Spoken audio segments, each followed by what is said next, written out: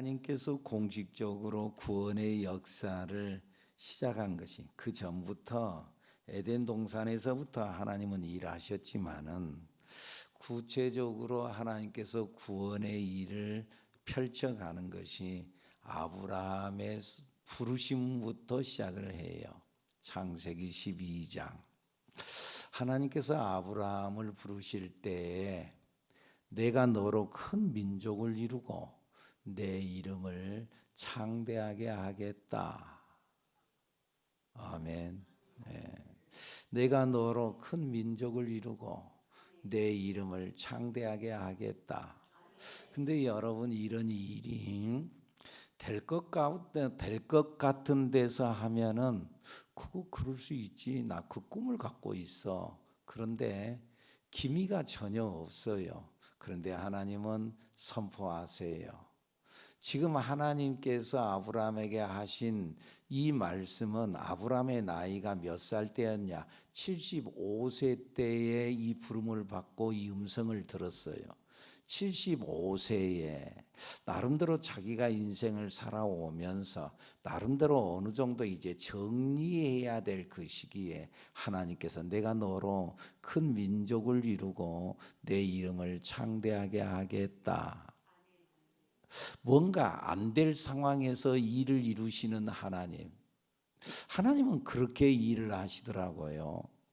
도저히 아닌 사람을 불러놓고 큰 용사여 그런다는 거죠. 아닌데, 비겁한데, 근데 큰 용사여, 큰 용사여.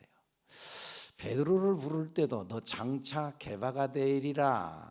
너 자꾸 흔들리는 갈대와 같은데 너 장차 개바가 되리라. 흔들리지 않는 반석이 되리라. 아닌 것 같은데, 근데 하나님은 선언하세요. 아브라함을 부를 때도 그랬다는 거지요. 기미가 안 보이는데 큰 민족이 너 된다.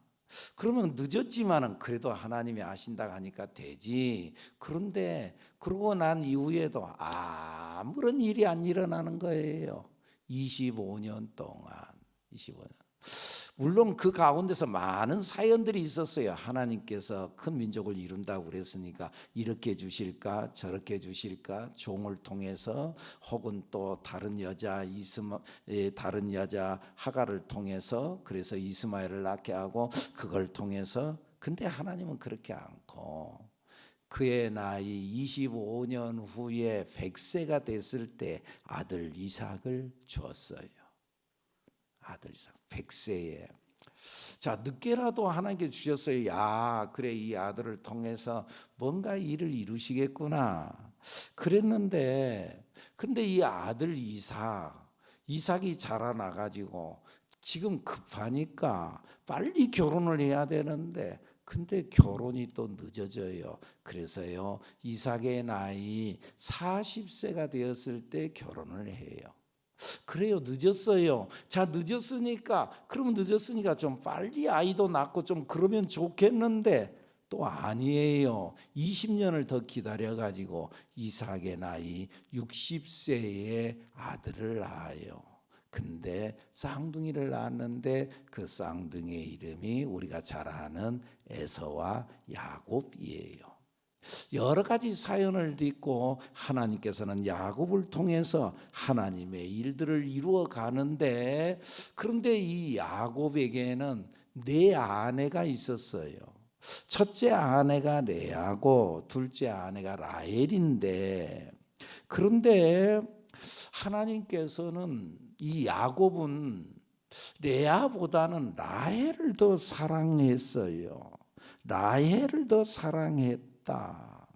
그런데 하나님은 남편에게 사랑받지 못하는 레아의 손을 들어줬어요. 레아는 남편에게 사랑받지 못했어요. 그런데 하나님은 레아의 손을 들어줬어요. 하나님이 손을 들어줘야 돼요. 누구에게, 사람들에게 인기가 있냐 없냐 그게 중요한 게 아니에요. 하나님이 손을 들어줘야 돼요. 그래서 레아를 통해서 네 아들이, 4명의 아들이 줄줄이 태어나고 그 이후에 2 아들이 또 나중에 태어나요. 그런데 이 레아의 아들들을 통해서 훗날 이스라엘의 정치적, 영적 지도자가 낳게 되어져요. 레아의 넷째 아들 유다를 통해서 왕이 나오게 되고, 셋째 아들 레위를 통해서 영적 지휘권을 갖게 돼요. 그러니까 야곱은 라헬을 사랑했지만은 하나님은 레아를 선택했어요. 이것이 사람의 생각과 다른 하나님의 생각이었어요. 그래서 성경이 그러잖아요. 내 생각은 너희의 생각과 다르며 내 길은 너희의 길과 다름이니라. 주 여호와의 말씀이니라. 하늘이 땅보다 높음 같이 내 길은 너희의 길보다 높으며 내 생각은 너희의 생각보다 높다. 할렐루야. 그러니까 하나님은 사람의 생각과 전통, 제도를 초월해서 역사하시는 하나님. 그러니까 우리가 신앙생활하면서 항상 조심해야 될 부분이 바로 이거예요. 내 생각을 고집하지 않아야 돼요. 그런 의미에서 우리 다 같이 볼까요? 신앙은 내 소원을 이루는 것이 아니라 하나님의 뜻을 이루는 것입니다. 신앙은 내 소원을 이루는 것이 아니고 하나님의 뜻을 이루는 거예요. 그래서 신앙은요, 하나님의 생각에 내 생각을 맞추는 거예요. 하나님의 생각에다가 내 생각을 맞추는 것, 그것이 신앙이다. 여러분, 내 소원을 비는 것은 그건 미신이에요. 내 생각대로 내 소원대로 비나이다 이것 되게 해주세요. 그건 미신이에요. 그런데 우리가 구하는 것은 아버지의 뜻대로, 하나님의 뜻이 어디에 있나요? 하나님의 뜻을 구하는 것, 그것이 진정한 신앙인 줄로 믿습니다. 우리가 지금 사순절 기간을 지내고 있죠. 여러분들 생각해 보세요. 예수님이 왜 고난을 당하셨나요? 고난을 당하신 이유가 예수님이 군중들의 뜻을 따르지 않았기 때문에 그랬어요. 군중들은 예수님이 세상을 뒤집어 엎는 혁명적 메시아로 오기를 원했어요. 그러니까 예수님은 혁명적인 예수님이 되기를 그들은 기대했어요. 그런데 예수님이 이 땅에 오신 것은 세상을 들어 엎으려고 오신 것이 아니었어요. 예수님은 그들의 뜻대로 움직이지 않았어요. 그래서 그들이 실망했어요. 내 뜻대로 안 해준다. 내 생각대로 안 해주고만 예수님이. 그래서 흔히 우리 말에도 그런 말이 있잖아요. 기대가 크면은 실망이 크다고. 그래서 이들이 실망했어요. 그런데 실망으로 끝난 것이 아니라 나중에는요, 분노가 일어났어요. 내 뜻대로 안 해주니까 실망이 아니라 이제는 분노가 일어났어요. 그래서 예수님을 십자가에 못 박으라고 외치기 시작한 거예요. 그리고 예수님이 진짜 십자가에 달려 돌아가셨어요. 예수님 스스로도 이 일을 피해갈 수 있었어요. 그냥 떠나면 되는 것이에요. 또 떠날 수 있었어요. 그냥 안 한다고 하면 될 수 있었어요. 그런데 예수님은 그렇게 하지 않았어요. 왜요? 자기는 공인이었어요. 하나님의 아들이라는 공인이었다 그 말이에요. 그의 개인적인 생각을 겟세마네 동산에서 하나님 앞에 아뢰잖아요. 아버지요, 할만하시거든. 뭐라 그러죠? 이 잔을 내게서 지나가게 해 주옵소서. 그게 자기 개인적인 생각이었어요. 할만하시거든 그냥 지나가게 해주세요. 나 힘듭니다. 땀방울이 핏방울이 되도록까지 간절히 기도했어요. 그런데 마지막에 예수님은 어떻게 했어요? 자기 생각을 내려놓았어요. 그리고 뭐라고 기도해요? 나의 원대로 하지 마옵시고 아버지의 원대로 되기를 원하나이다. 아멘입니까? 예수님이 자기의 사적인 생각을 내려놨어요. 그리고 공인으로서의 삶, 아버지의 원대로 되기를 원하나이다. 오늘 우리들도 그리스도의 공인이 되어야 될 줄로 믿습니다. 우리들의 기도가 이런 기도가 되어야 합니다. 아버지여, 나의 원대로 하지 마옵시고 아버지의 원대로 되기를 원하나이다. 아멘입니까?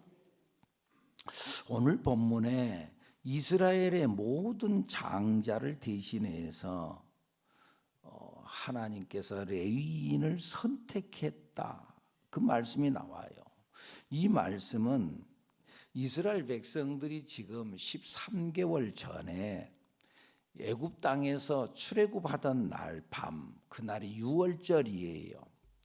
이들이 출애굽한 마지막 사건이 뭐 때문이었어요? 애굽 땅의 모든 첫 번째 난 장자들은 다 죽었어요. 사람만 죽은 것이 아니라 짐승까지도 첫 번째 난 새끼들은 다 죽은 그러한 장자의 재앙이 임했어요. 그런데 이때에 이스라엘의 장자들도 그 현장에 있었기 때문에 죽을 수밖에 없었지만은 이스라엘의 장자들은 하나님께서 살려주었어요. 물론 그 방법을 양을 잡아서 양의 피를 그 문설주 문지방에 바르게 해서 그 죽음의 사자가 그 집을 통과해서 넘어갔다, 유월했다. 죽음의 사자가 그 집에 들어가지 않았다는 거죠. 여러 가지의 나름대로의 하나님의 법칙에 의해서 그들을 살려주었어요. 죽어 마땅한데, 그리고 다 진짜 죽었는데, 첫 번째 난 아들은 다 죽었는데 이스라엘의 첫 번째 난 아들은 살았다는 거예요. 그것은 왜 그런 줄 아냐? 너희들은 내 것이기 때문에 그런다. 너희들은 죽어 마땅한데 내가 너를 살려줬다. 그러니까 너는 내 것이다. 오늘 본문 12절 읽어볼까요? 시작. 보라, 내가 이스라엘 자손 중에서 레위인을 택하여 이스라엘 자손 중에 태를 열어 태어난 모든 자를 대신하게 하였은즉 레위인은 내 것이라. 곧 레위인은 온 백성을 대신하여 하나님께 바쳐진 자가 되어졌어요. 13절 다시 한번 또 읽습니다. 처음 태어난 자는 다 내 것임은 내가 애굽 땅에서 그 처음 태어난 자를 다 죽이던 날에 이스라엘의 처음 태어난 자는 사람이나 짐승을 다 거룩하게 구별하였음이니 그들은 내 것이 될 것임이니라. 나는 여호와이니라. 죽어 마땅한데 내가 너희를 살려줬다. 그러니까 너는 이제 내 것이다. 그런데 여러분, 우리가 바로 그 레위인이라는 사실을 아십니까? 내가 죽어 마땅한데 세상 가운데서 나를 살려주고 건져내 준 내가 바로 하나님의 것 되어진 레위인이라는 사실. 우리는 세상을 대신해서 하나님께 바쳐진 레위인이라는 거예요. 우리로 인해서 세상이 살고 우리로 인해서 세상의 길이 열리고, 아멘 해봐요. 세상에 소금 되어진 우리 때문에 세상이 부패되지 않고, 세상에 빛 되어진 우리 때문에 세상의 어둠이 밝아진다는 사실을 여러분 아십니까? 여러분, 교회가 진짜 그런 역할을 잘하냐 못하냐 말들이 많기도 하지만 그래도 세상에 레위인이 된 것은 교회라는 거예요. 세상을 대신해서 우리를 하나님께서 뽑아낸 줄로 믿습니다. 교회, 세상에 교회가 없어 보세요. 세상이 얼마나 삭막한지. 지난 코로나 때 정말 교회가 얼마나 핍박을 받고 우리가 예배드리지 못해서 얼마나 안타까워했습니까? 여러분, 우리가 교회에 올 때 영원히 살고 교회에 나올 때 진정한 기쁨이 있고 행복이 우리 속에서 일어나게 되는 줄로 믿습니다. 창세기에 나타나진 소돔과 고모라 성이 여러분들 왜 망했나요? 물론 그들이 죄를 지었고 퇴폐한 족속들이기 때문에 그랬어요. 그런데 하나님께서는 그들에게 살 길을 열어주었어요. 그 살 길이 뭐였어요? 10명의 의인이 있었으면 됐어요. 10명의 의인만 있으면 그들은 하나님의 심판을 면할 수 있었어요. 그런데 그 심판을 면하지 못하고 죽었어요. 왜요? 10명의 의인이 없어서 그랬어요. 오늘 이 시대에 10명의 의인이 뭔 줄 아십니까? 교회예요. 새하늘교회가 오종동의 의인 10명이고 새하늘교회가 대전 시내의 의인 10명이라는 사실을 여러분들 아십니까? 여러분, 우리 새하늘교회가 대한민국의 10명의 의인이 되어진다는 것, 여러분 개인들이 직장의 의인 10명이 되어진다는 것, 나 때문에 망할 백성이 망하지 않나요? 나 때문에 우리 집안이 구원받는 반열에 들어섰어요. 여러분, 우리가 바로 이 세상을 구원하는 레인이요, 우리를 통해서 하나님께서는 일하시는 줄로 믿습니다. 사도행전 27장에 보면은 바울 사도가 이제 로마로 죄인이 돼서 합송되어져 갈 때에 그 배가 유라굴로라는 큰 광풍을 만나가지고 배가 파손되어지고 죽을 고비에 이르렀어요. 그 배 안에 276명이 탔는데 모두가 다 몰살당할 위기 속에 있을 때에 하나님께서 어느 날 밤 이 바울에게 말씀하셨어요. 바울아, 바울아, 내가 가이사 앞에 서리라. 너 산다. 그런데 바울 사도 한 사람으로 인하여서 그 배 안에 함께 타고 있던 276명이 다 살아나게 됐다, 그 말이에요.